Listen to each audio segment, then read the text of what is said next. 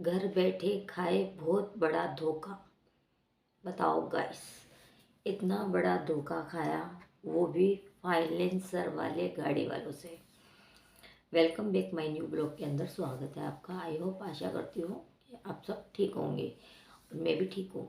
Guys, इस time रात का 1:30 बज रहा है और 1:30 बजे मैं बता रही हूँ आपको, क्योंकि दिन भर तो मुझे टाइम ही नहीं मिला था आपसे बात करने का बिल्कुल भी।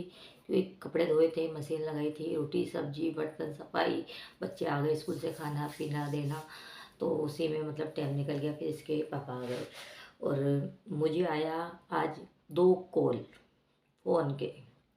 अब मैं आपको बताती हूँ घर बैठे हमने धोखा कैसे खाया।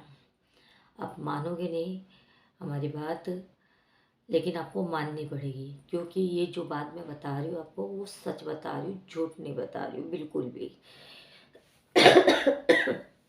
थोड़ी बहुत खांसी हो रही है अभी गाइस, सॉरी उसके लिए। तो मैं बताती हूँ आपको क्या हुआ हमारे साथ। अभी 15 दिन पहले मैंने हमारी जो एक्टिवा थी गाड़ी, उसको हमने ले रखी थी, उसकी ईएमआई नहीं भरी थी हमने। तो 15 दिन पहले हमें वहाँ से बार बार कॉल आ रहा था और एक मैडम ने भी कॉल किया था कि आपका वो 2 लड़के आएंगे, वो गाड़ी लेके चले जाएंगे, आप उनको गाड़ी दे देना, जब आपके पास पैसे होंगे तो वो गाड़ी आप ले जाना। तो हमने कहा हम ईएमआई दे देंगे, हमारे पास पैसे वैसे होते ही। तो उन्होंने कहा अच्छा, आपको 2 दिन का वक्त देती हूँ, 1 दिन का वक्त देती हूँ, ऐसे ऐसे करके दिया। फिर उसके बाद में बीच में ही एक दो लड़के आ गए लेने के लिए गाड़ी। तो हमने सोचा मैडम ने हमारी बात नहीं मानी होगी, इसलिए वो गाड़ी लेने आ गई। हमने बैठे उसको मतलब गाड़ी, वो आया घर पे आया, बातचीत की और गाड़ी लेके चले गए। फिर उन्होंने कहा पैसे हो जाए जब दे देना। तो हमने कहा ठीक है, पैसे होंगे जब ले जाएंगे। एक बार पहले भी हमारे साथ हुआ था ऐसे, फाइनेंसर वाले घर पे आए थे, हम घर नहीं मिले थे। तो फिर मैंने इसके पापा को कहा था कि आप खुद जाके गाड़ी दे के आ जाओ, कोई बात है नहीं, हमारे पास पैसे नहीं है। तो मैंने खुद वहाँ पे शोरूम पे भिजवा दी थी गाड़ी। तो फिर पैसे आए थे तो वहाँ से पैसे दे के गाड़ी वापस ले आए थे हम।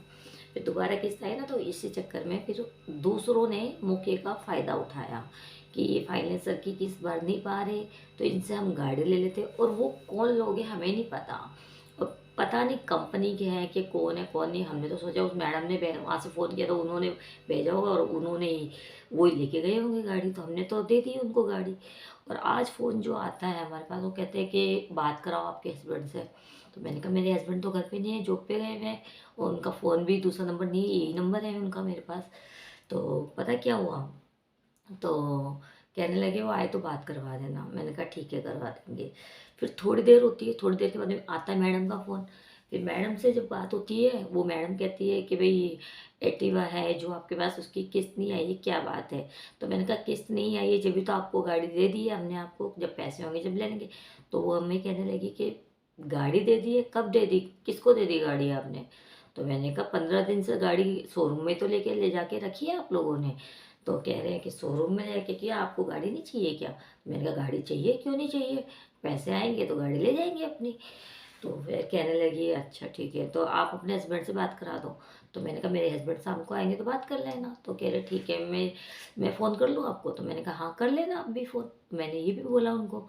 फिर उसके बाद में क्या होता है, शाम को इसके पापा आए, फिर मैंने इसके पापा से कहा था, बात करी थी। नहीं नहीं, थोड़ी देर के बाद में फिर उस आदमी का फ़ोन आया 2 बजे के बाद में। इसके मैंने कहा 2 बजे फ़ोन कर लेना। तो इसके पापा खाना खा के चले गए, टाइम नहीं था इसके पापा का बात करने का। तो फिर उस आदमी का फ़ोन आया फिर से, तो फिर उन्होंने कहा बात नहीं करवाई। मैंने कहा मैंने उनको कहा था बात करने के लिए, लेकिन उनके पास टाइम नहीं था, मालिक सर पे ही रहता है खड़ा, तो वो मतलब बात बात नहीं करने देता, फ़ोन इसलिए नहीं लेके जाते साथ में। तो फिर क्या होता है उसके बाद में कि क्या कहते हैं, तो कह रहे फिर कुछ ऐसा कहा था कि ना आप लाइन पे बने रहिए। मैंने कहा वो मैडम का भी फ़ोन आया था, तो मैंने मैडम को भी बोल दिया कि आप गाड़ी ले जा चुके हो। तो फिर ना उसके बाद में गाड़ी ले जा चुके हो आप, और मैडम को बोला तो उन्होंने कहा अच्छा 1 मिनट आप रुको, होल्ड पे रुको। तो फिर होल्ड पे रुकी मैं। तो फिर उन्होंने कहा मेरे सर से बात करो। मैंने कहा ठीक है कराओ। तो उनके सर से बात कराई, तो फिर कहा हाँ जी किसका फ़ोन आया था आपके पास। मैंने कहा मैडम का आया था बोल रही थी। तो मैंने बोला मैडम का फ़ोन आया था। तो फिर ऐसे ऐसे बात बताई मैंने। फिर उन्होंने कहा आपने क्यों बताई उनको ये बात, ऐसे उन्होंने मुझे डाउट से बोला कि आपने बात क्यों की उनसे और क्यों बोला आपने। आपको ना उनको कुछ नहीं बताना, आपको बस ये कहना है कि है ना जिसने गाड़ी ली ना उनसे बात करो, मुझे कुछ नहीं पता इस बारे में। ठीक है, तो फिर मैंने कहा ठीक है। मैं कि क्यों ऐसे क्यों कह रहे हो आप? तो कह रहे हो कि इसलिए कह रहा हूँ क्योंकि गाड़ी हमने अभी ना आपकी जमा नहीं कराई है वहाँ पे। गाड़ी आपकी अब आपकी गाड़ी हमारे पास है आपकी, तो जमा नहीं कराई है। और जो भी बात है तो वो आप अपने हस्बैंड से बात करा दीजिए, हम उन्हें समझा देंगे। तो मैंने कहा ठीक है। मैं तो फिर बाकी बात नहीं की। उन्होंने इतनी बात करके मेरे से फ़ोन काट दिया। मैंने मेरे हस्बैंड से कहा, तो इन्होंने भी तब बात नहीं की। फिर फ़ोन खुद ही आया 8:30 बजे। फ़ोन आया तो फिर इनको फ़ोन पे पता है क्या कह रहा वो बंदा? सुनो मेरी बात। पता क्या कह रहा है कि आप है ना ऐसे करो, आपके जो बनते पैसे हैं ऊपर के कितने दे रखे हमने आपने। तो हमने कहा हमने 22,000 रुपये दे रखे हमने गाड़ी के, क्योंकि 15,000 तो जमा कराई थी हमने जब फाइनेंसर करवाई थी, और 2 किस्तें जा चुकी है हमारी उसमें। 2 किस्तें नहीं, एक किस्त जा चुकी है और 2,500 रुपये ऊपर ऊपर से जा चुकी है, तो हमारे 22,000 रुपये बनते हैं। तो हमने ऐसे कहा उनको। तो फिर कहने लगे कि अच्छा आप ऐसे करो ना, अपना कॉल ना बंद कर दो, फ़ोन नंबर बंद कर दो, और आपका एड्रेस किसी को पता नहीं चलेगा, वहाँ से आपका एड्रेस हटा देंगे। इतनी जल्दी से आपको आसानी से एड्रेस नहीं मिलेगा। ठीक है, ऐसे बोला उन्होंने। तो इसके पापा कह रहे अच्छा ऐसे क्यों? तो मैं फिर आप मेरी कुछ पेमेंट करा दो, इसके पापा ने कहा। तो केक पेमेंट क्या, 5-10 हज़ार रुपये ले लेना आप वहाँ से। बाकी की LIC वो MC होती है ना गाड़ी की, जो वो दे देंगे आपको, और वो हम ले लेंगे वहाँ से, मतलब सेकंड हैंड करके गाड़ी को ले लेंगे हम। तो ये घर बैठे हमसे धोखा हुआ कि नहीं हुआ? आजकल ये धोखे भी चल रहे हैं, बताओ गाड़ी के। तो फिर मैंने कहा ये गाड़ी आपसे ना घर बैठे ही चोरी हो गई है, समझ लो। और करवाने वाला शोरूम वाला बंदा ही है जिसने हमारी गाड़ी फाइनेंसर करवाई थी। उसने बंदे ने कह दिया होगा भाई एक गाड़ी है जिसकी किस्तें टाइम पे नहीं आ रही है, तो आप ऐसा करो इस गाड़ी को वहाँ से ले लो और एक किस्त दे दो, और वो गाड़ी आपके पास रहेगी जब तक उनके पास। और हमारे पास तो फ़ोन आ गया क्योंकि हमारी किस्त नहीं गई आगे से शोरूम पे से। तो हमने कहा भाई हमें पता है हमारी किस्त नहीं गई है, तो तभी तो गाड़ी तुम लेके गए हो। तो उन्होंने मुझे कह दिया कि गाड़ी कौन ले गई तुम्हारी? तो हमें डाउट हो गया एकदम से, ऐसी धोखेधड़ी हो रही है। तो गाड़ी लेके गए। अब इसके पापा कह रहे हैं जिससे गाड़ी ली है पहले तो उससे बात करूंगा मैं। वैसे रिकॉर्डिंग वगैरह हमने फ़ोन में सारी कर ली है उनकी, जो जो बात उन्होंने कहा है कि आप ये करना वो करना, मतलब है ना 10-15 10-5 हज़ार रुपये मैं आपको दे दूंगा, नहीं तो है ना आप वहाँ पे ज़्यादा बोलोगे ना जाके ऐसे ऐसे गाड़ी वाड़ी के बारे में, तो उल्टे 3800 रुपये मैं आपसे मांगूंगा, और गाड़ी जाएगी हाथ से वो अलग वहाँ जमा हो जाएगी, और 3800 रुपये आप दोगे। एक बात बताओ 3800 रुपये हम क्यों देंगे आपको? 3800 रुपये हमने तो नहीं कहा था ना आपसे भरने के लिए, आपने खुद भरे हैं उन पैसों को। आपने क्यों भरे पैसे? आपको गाड़ी चाहिए थी तो आप गाड़ी अपने से नहीं उठाते ना वहाँ से। हमारी गाड़ी ले जाने का क्या मतलब बनता है आपका? क्योंकि हमने तो सोचा भाई फाइनेंसर वाले आए हैं और वो लेके गए हैं गाड़ी, क्योंकि वहाँ से हमारे पास प्रेशर आ रहा था फाइनेंसर वालों का। लेकिन फाइनेंसर वाले प्रेशर करते, लेकिन बंदे नहीं भेजे थे उन्होंने, बंदा किसी और ने भेज दिया, क्योंकि जो बंदा वहाँ शोरूम में काम करता ना उसने भेज दिया अपने 2 बंदे को, वो ले गया हमारी गाड़ी उठा के। तो बताओ ये धोखा हुआ नहीं हुआ, क्या हुआ बताओ हमारे साथ? अब इस धोखेधारी से बताने के लिए मैंने आपको कंफर्म किया है ये बात बता के कि इतने घर बैठे भी चोरियां हो रही है। हमारी गाड़ी तो चली गई है, अब गाड़ी हमें मिलेगी नहीं मिलेगी, क्या होगा क्या नहीं होगा, जो भी बात होगी वो मैं आपको आगे बताऊंगी।